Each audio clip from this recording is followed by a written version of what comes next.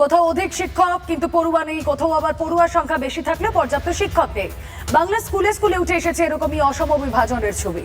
শিক্ষকের অভাবে বন্ধ হচ্ছে একের পর এক স্কুল। টিভি9 বাংলার প্রশ্নের সমস্যার কথা স্বীকার করলেন শিক্ষামন্ত্রী ব্রাত্য বসু। সরকারি স্কুলে দুটো স্কুলের কথা আপনাকে বলি, একটা ডেবরা, একটা আলিপুরদুয়ার। এক জায়গায় শিক্ষক নেই বলে বন্ধ হয়ে যাচ্ছে, এক জায়গায় বেশি শিক্ষক হয়ে গেছে, ক্লাস হচ্ছে। দেখুন, এরকম তো সমস্যা রাজ্যের বেশ কিছু জায়গায় আছে, আমি এটা অস্বীকার করতে পারি না। সেক্ষেত্রে আমরা যত তাড়াতাড়ি দ্রুত নিয়োগে যেতে পারবো, আমার মনে হয় সমস্যার সমাধান হবে। নিয়োগ না হলে সমস্যার সমাধান নেই মেনে নিল রাজ্য সরকার, আর তা নিয়ে কটাক্ষ করতে ছাড়েনি বিরোধীরা। ব্রাত্যবাবু যে এত মিথ্যে কথা বলতে শিখেছেন এবং মমতার আদর্শে যে প্রাণিত হয়েছেন তা প্রমাণ পাওয়া গেল। ওরা নিয়োগ করার উদ্যোগ নিচ্ছে কোথায়? ব্রাত্যবাবুরা ঘোষণা করুন যে ওরা নিয়োগ করবেন নিয়ম মেনে, কোনো টাকা পয়সা না নিয়ে। এটা ঘোষণা করতে পারছেন না কেন? প্রত্যেকটা নিয়োগের পেছনে ওদের সমস্ত দেখা যাচ্ছে দুর্নীতি, টাকা নিয়ে নিয়োগ করছে। ওদের টাকার খাইটা কমান, আইন মেনে নিয়োগ করুন, কোনো অসুবিধা নেই। যথাযথভাবে অ্যাটেনশন শিক্ষার ক্ষেত্রে এ সরকারের নেই, নিয়োগ নেই, টাকার বিনিময়ে নিয়োগ, তাছাড়া নিয়োগ হবে না। এবং কোথাও কোর্টের নির্দেশে নিয়োগ বন্ধ হয়ে গেছে বলে যা বলছে সরকার, বেটিং বলছে। সরকারি 6.5 লক্ষ শূন্য পদ কে বাধা দিয়েছে? কোন কোর্টের নির্দেশ? স্কুলে হাজার হাজার শূন্য পদ, 3.5 লক্ষ, স্কুল কলেজ সব মিলিয়ে কে বাধা দিয়েছে? কোনো এম্বার্গো নেই, এম্বার্গো নেই। একটাতেই এম্বার্গো আছে, দুর্নীতি করে নিয়োগ করা যাবে না, টাকার বিনিময়ে নিয়োগ করা যাবে না।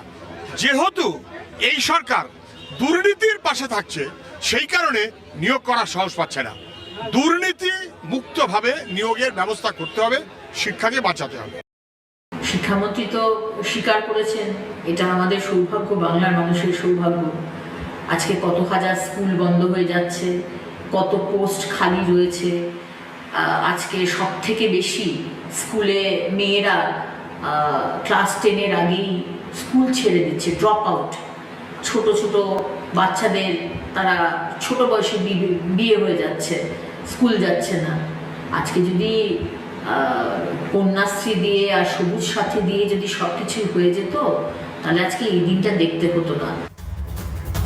স্বচ্ছতার সঙ্গে নিয়োগ দাবি করেছেন প্রধান শিক্ষক সংগঠনের নেতা চন্দন মাইতি ও শিক্ষাবিদরা। শূন্য পদে স্বচ্ছতার সঙ্গে অবিলম্বে নিয়োগ চাইছি আমরা।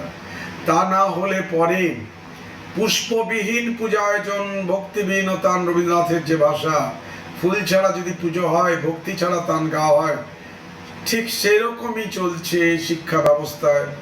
আমাদের শিক্ষক শিক্ষিকা যে কজন গুটি কয়েক আমরা ধরে রয়েছি, তারা এই আকুতি নিয়ে রাজ্যের শিক্ষা দপ্তরের কাছে, রাজ্য সরকারের কাছে বারংবার আবেদন জানিয়েছি। আবারও বলছি, করজোড়ে বলছি, অবিলম্বে শূন্য পদে স্বচ্ছতার সঙ্গে শিক্ষক শিক্ষিকা নিয়োগে আগ্রহী দেখান, না হলে পরে আমাদের একটা প্রজন্ম নষ্ট হয়ে যাবে।